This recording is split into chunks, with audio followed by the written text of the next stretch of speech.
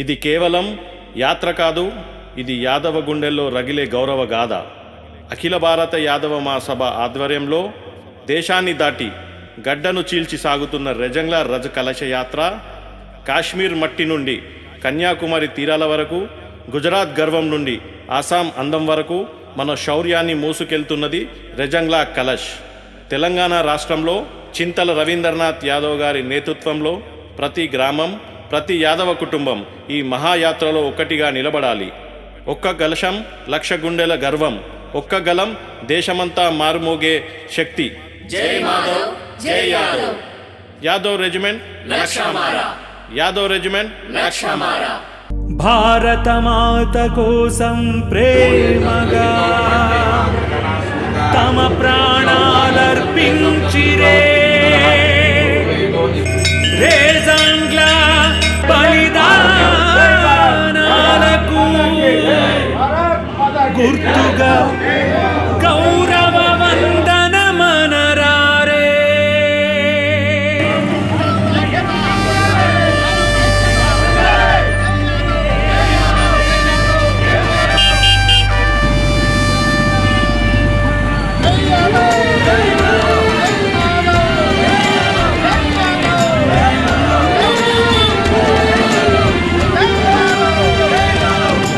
జరిగిన కథ ఇది మాసిపోనిది, చెప్పగా మేము కదిలాము. రెజంగ్లా యుద్ధగాథ ఇంటింటికి చేర్చగా కదిలాము. నవ్వుతూ నవ్వుతూ దేశం కోసం 62ల ప్రాణాలిచ్చిరే. నవ్వుతూ నవ్వుతూ దేశం కోసం 62ల ప్రాణాలిచ్చిరే. యాదవ వీరుల పాదధూళిని తిలకముదిద్దక కదిలాము. రెజంగ్లా యుద్ధగాథ ఇంటింటికి చేర్చగా కదిలాము.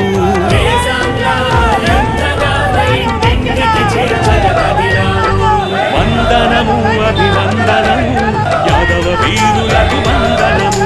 వందనము శతవందనము యాదవ వీరులకు వందనము. వందనము శతవందనము యాదవ జవాన్లకు వందనము. వందనము శతవందనము జవాన్ వీరులకు వందనము.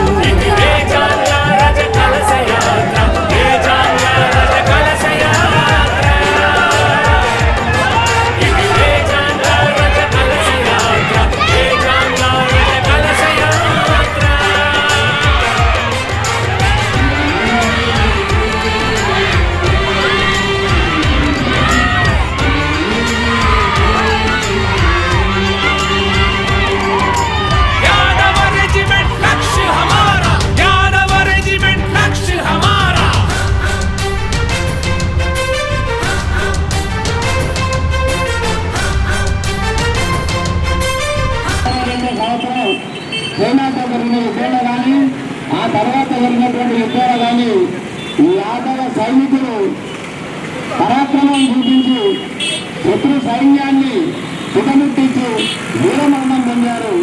ఆ విధంగా 1962లో రెజంగ్లా అనే ప్రాంతంలో 114 మంది మన సైనికులు చనిపోవడం జరిగింది. వాళ్లకు గుర్తుగా భారత ప్రభుత్వం రెజంగ్లా దివస్ నిర్వహించడం జరుగుతున్నది. ఆ యాదవ వీరుల పరాక్రమాన్ని దేశమంతా వ్యాప్తి చేయడానికి, వాళ్ళ త్యాగాలను గుర్తు చేయడానికి ఈ రెజంగ్లా కలశయాత్ర అనేది ఆనాటి అమరవీరుల కలశంతో ఆ మట్టితోటి ఇక్కడ యాత్ర జరుగుతున్నది. రెండవది, భారతదేశంలో భారత సైన్యంలో వివిధ వర్గాలకున్న రెజిమెంట్ల మాదిరిగానే యాదవుల యొక్క ధైర్య సాహసాలకు గుర్తుగా అహిర్ రెజిమెంట్, యాదవ రెజిమెంట్ ఏర్పాటు చేయాలనేది మన యొక్క ప్రధాన డిమాండ్. ముఖ్యంగా ఈ కలశ రథయాత్ర యొక్క ముఖ్య ఉద్దేశం, భారతదేశంలో ఆనాడు 1942లో చైనా వారు మన రాష్ట్రం మీదకి, మన దేశం మీదకి దురాక్రమణ చేస్తున్న సమయంలో రెజంగ్లా అనే ఒక ప్రాంతంలో దాదాపుగా 120 మంది భారత సైనికులు అక్కడ ఉండటం జరిగింది. ఆ 120 మంది భారత సైనికుల మీదికి 3000 పైచలకు సైన్యం రావడం జరిగింది. అలా 120 మందిలో కూడా రెజంగ్లా సెక్టర్లో మొత్తం యాదవులు ఉండటం గర్వకారణం. అందులో 114 మంది మన యాదవ సైనికులు భారత సైనికులు మరణించడం జరిగింది. చైనాకు సంబంధించిన వారిని 1400 పైసలకు వారిని మన దేశానికి తొలబారుగా వస్తున్న వారిని మన సైనికులు యాదవ సైనికులు అర్థమార్చడం జరిగింది. అందులో 6 మిలియన్లు వారికి ఆనాడు భారతదేశం పరమవీర పరమచక్ర అవార్డులు ఇచ్చి సత్కరించడం జరిగింది. అయినప్పటికీ రకరకాల సిక్కు కానీ రకరకాల రెగ్యులేట్లు ఉన్నాయి. అందులో పురస్కరించుకొని మనం ఏదైతే రెగ్యులర్ అనే సెక్టర్లో భారత సైన్యం చైనా వారిని తిరిగి కొట్టిన సెక్టర్ ఉందో ఆ సెక్టర్కు రెగ్యులర్ సెక్టర్కు యాదవ సెక్టర్ అని నామకరణం చేయాలనే ఉద్దేశంతో యావత్ భారతదేశం కూడా ఈ రథ కలశం తిరుగుకుంటూ ఈరోజు మన సూర్యాపేటకు రావడం జరిగింది. ఇంత శ్రమవర్చి వచ్చినందుకు ఈ కలశం ఎమ్మడొచ్చిన మిత్రులందరికీ ప్రత్యేక ధన్యవాదాలు తెలుపుకుంటూ నవంబర్ 2వ తారీఖు నాడు భారతదేశ వ్యాప్తంగా వివిధ రాష్ట్రాల నుంచి అదేవిధంగా నార్త్ నుంచి కూడా ప్రజలు అంటే మన యాదవ ప్రజలు అందరూ వెళ్ళి మనం మిత్రులు తెలియజేసుకుంటూ ఈ సెక్టర్లో యాదవ సెక్టర్ రజ్యంలో పెట్టాలని చెప్పి కోరుకుంటూ ఈ రథయాత్ర కలశయాత్ర బయలుదేరింది. కాబట్టి ప్రతి ఒక్కరం కూడా మనం అంటే గతంలో కూడా ఒకసారి పాకిస్తాన్ వారు మన మీద తిరుగుబాటు వచ్చినప్పుడు ఒక గొర్రెల కాపురులు అంటే ఈ దేశంలో జరుగుతున్న ఇంటెలిజెన్స్ వారికి నివేదికలు ఇవ్వడం జరిగింది.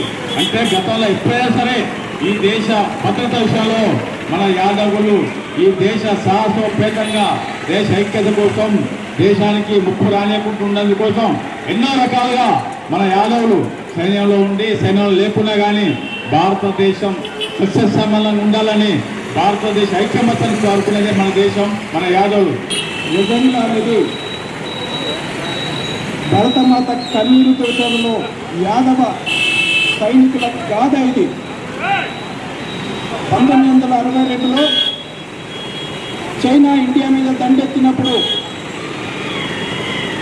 124 మందిలో 114 మంది యాదవులు మరణించడం జరిగింది. వారు అంతకుముందు చైనా దాదాపు 1400 మందిని వీళ్ళు సైనికులను చెప్పడం జరిగింది. ఇవాళ జరిగే ఈ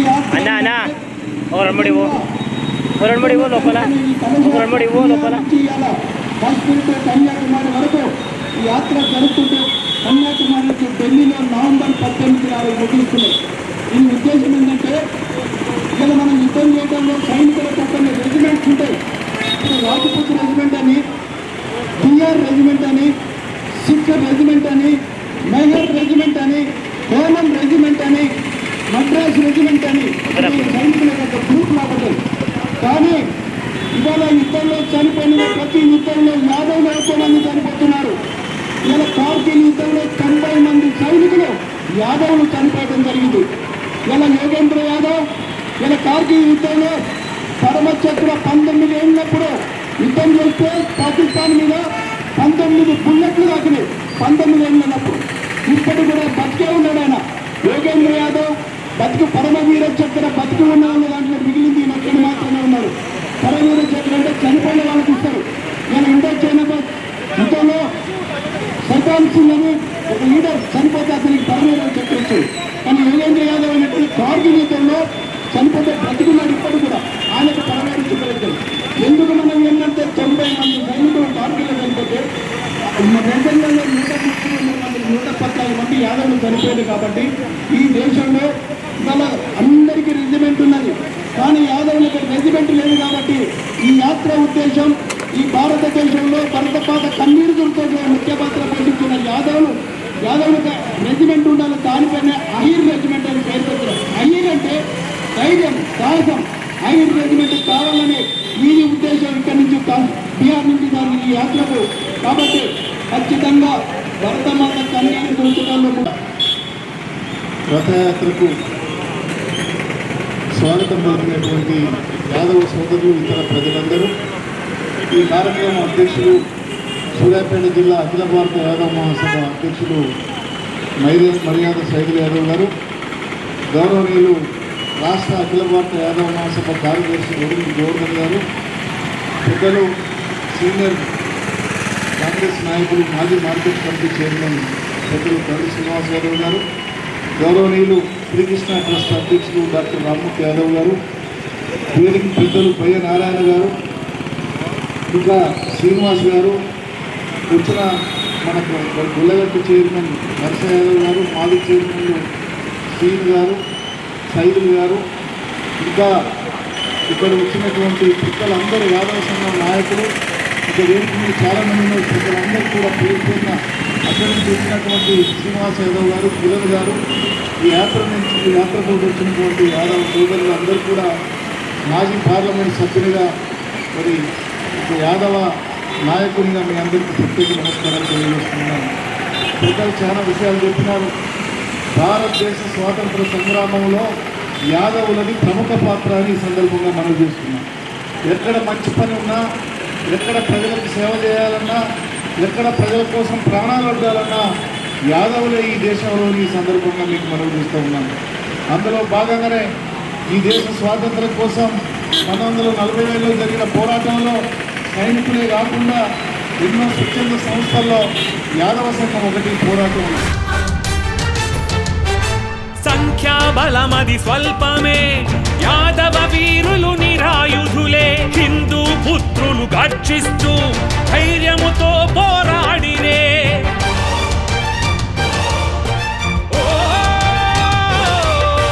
3000 చైనా సైనికులే రేజాంగ్లాను ఆక్రమించిరే. 124 యాదవ వీరులే విరుచుకు పడిరే.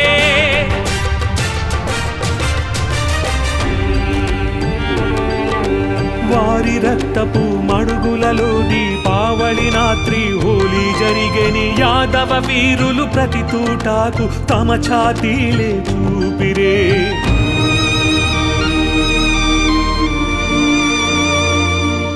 కాయపడినను కదలక వదలక రేజాంగ్లా కై నిలిచిరే.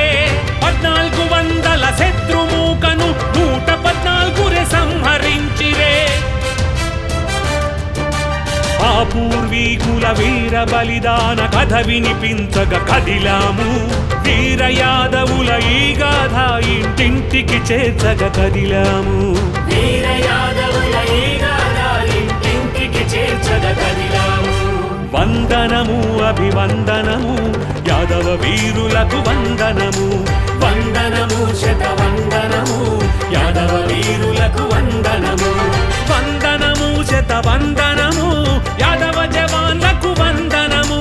వందనము శతవందనము జవాన్ వీరులకు వందనము. ఇది రేజాంగ్ల రజ కలశ యాత్ర.